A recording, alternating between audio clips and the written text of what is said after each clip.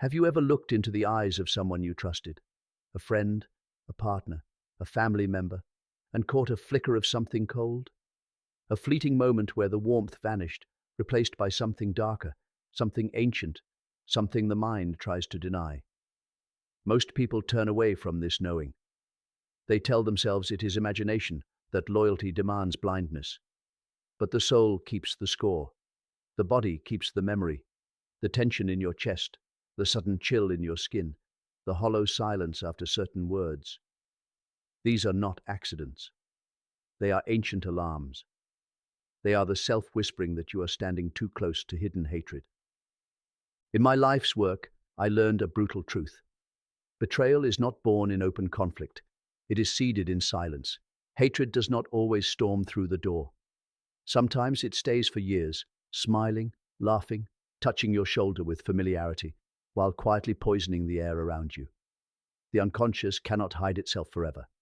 It leaks through the smallest gestures, the slightest shifts of tone, the cracks between words.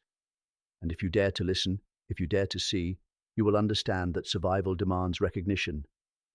Today, I will reveal the 8 hidden signs that someone close to you secretly hates you, not to create fear, but to awaken your sacred right to see reality as it is. Because the soul betrayed by blindness suffers far more than the soul wounded by truth. Hatred rarely arrives shouting. It first appears in 1,000 tiny cuts, a forgotten birthday, a sarcastic comment disguised as humor, a dismissive shrug when you reveal your dreams. These moments are dismissed by the conscious mind as trivial, but the body records them with perfect clarity. The stomach tightens, the breath shortens, the smile falters. These are microaggressions, born not from carelessness, but from the shadow, the part of the psyche that houses resentment, envy, rage, and shame. When the persona, the mask we show to the world, tries to hide true feelings, the shadow finds ways to bleed through. Sarcasm becomes the weapon of the powerless. Passive aggression becomes the language of the repressed. In subtle slights and ambiguous jabs, the true nature of the relationship is revealed. Consider how many times you have brushed off the feeling that a comment wounded you deeper than it should have. How many times you have excused cruelty as humor, meanness as misunderstanding. Every time you dismiss these small betrayals, you teach your psyche to distrust itself. You wound your own knowing. The self does not speak in explanations. It speaks in reactions, in instincts, in the magnetic pull towards safety or danger. Pay attention to the moments you feel unseen, undermined, or subtly mocked. They are not isolated incidents. They are the surface fractures of a deeper rupture in the relationship. In dreams, these betrayals often appear as scenes of confusion. A trusted figure handing you a broken object, a friend disappearing in a crowd. The unconscious always tells the truth. It is the conscious mind that must decide whether to listen.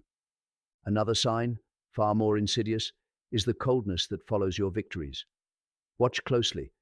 When you achieve something meaningful, a promotion, a creative success, a personal breakthrough, do they celebrate with genuine warmth, or do they withdraw? Do their congratulations feel hollow, perfunctory, forced? Hatred cannot applaud the flourishing of its object. It can only tolerate it with gritted teeth, or worse, reinterpret it as a personal attack. In the language of psychology, this is the shadow projecting its own sense of inadequacy onto you. Your success forces them to confront their own unlived life, their own abandoned dreams, their own wasted potential. Rather than face this internal void, the unconscious mind shifts the burden outward. You become the enemy, the threat, the mirror they cannot bear to look into. Sometimes, the resentment surfaces in strange, awkward compliments. Other times, it reveals itself in pointed silence. But the message is the same. Your growth threatens the fragile scaffolding they have built around their wounded ego. In dreams, this often manifests as a friend who turns their back as you ascend a staircase, or as applause that fades into silence when you take the stage. These symbols are not random. They are warnings from the deeper self that your light is no longer safe in their presence. The soul recognizes long before the mind admits that not everyone who smiles at you desires your ascent. Some, suffocating under the weight of their own failure, can only hate you for daring to rise. There is a hatred more subtle than insult, more corrosive than open attack, the steady, persistent undermining of your spirit. They offer advice, but it is not meant to elevate you. It is meant to instill doubt. They speak of realism, of caution, of lowering your sights, always framed as concern, always draped in the illusion of care. But beneath these words lies a deeper truth. They do not want you to grow, because your growth threatens the fragile equilibrium they cling to. In Jungian psychology, this phenomenon is a defense mechanism of the shadow. The shadow fears exposure. It fears the unraveling of its comfortable illusions. When someone close to you sees you stepping beyond the boundaries they have silently set for you, their unconscious need to protect their own false security compels them to sabotage your vision. You may notice how their voice shifts when you speak of your ambitions. You may notice how they plant seeds of hesitation in your mind. Over time, if unchecked, these small seeds grow into forests of doubt, suffocating your true calling beneath a canopy of fear. In dreams, this form of betrayal often appears as paths that vanish when you walk toward them, or loved ones offering maps that lead nowhere. The self is warning you. Trust your vision over their doubts. Trust the fire inside you more than the water they sprinkle on it. Advice that makes you smaller is not love. It is resentment, camouflaged as care. There is an ancient truth that your body knows even when your mind is confused. You feel more exhausted after being with them than before. This is not imagination. This is psychic reality. Hidden hatred creates emotional tension, and that tension bleeds into the shared field between two souls. In the framework of the collective unconscious, every unspoken hostility, every denied resentment, vibrates beneath the surface of conversation, infecting the atmosphere with a heaviness that drains the spirit. You find yourself second-guessing your words, minimizing your emotions, shrinking your true self to avoid invisible punishments. And when you leave, you feel hollowed out, uncertain, fatigued. Pay attention to this exhaustion. It is a sacred warning. Your soul is fighting a war that your conscious mind has not yet acknowledged. Energy does not lie. Where love exists, energy expands. Where hatred festers, energy withers. It begins with a joke, a small remark, a story from your past shared in a way that makes you the fool. At first, you laugh along, convincing yourself it is harmless. But the laughter tastes bitter, especially when others are watching, especially when you see the flicker of satisfaction in their eyes. This is not humor. It is humiliation disguised as play. Beneath it lies a primal instinct, the unconscious wish to lower your status, to wound your dignity without being called cruel. In the architecture of the human psyche, competitive resentment festers, where the shadow cannot accept another's rising light. They cannot stand against you openly, so they chip away at you when you are most vulnerable, when your guard is down.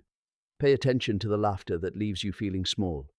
Hatred often wears the mask of humor, and by the time you recognize the cruelty, it has already begun to hollow out your trust. You feel it in the pauses, in the glances, in the questions that are not really questions. A constant unspoken measurement. You are not simply loved or accepted. You are being assessed, compared, judged. Every achievement becomes a contest. Every mistake becomes a quiet victory for them. This is the battlefield of silent competition, and it is more corrosive than open rivalry.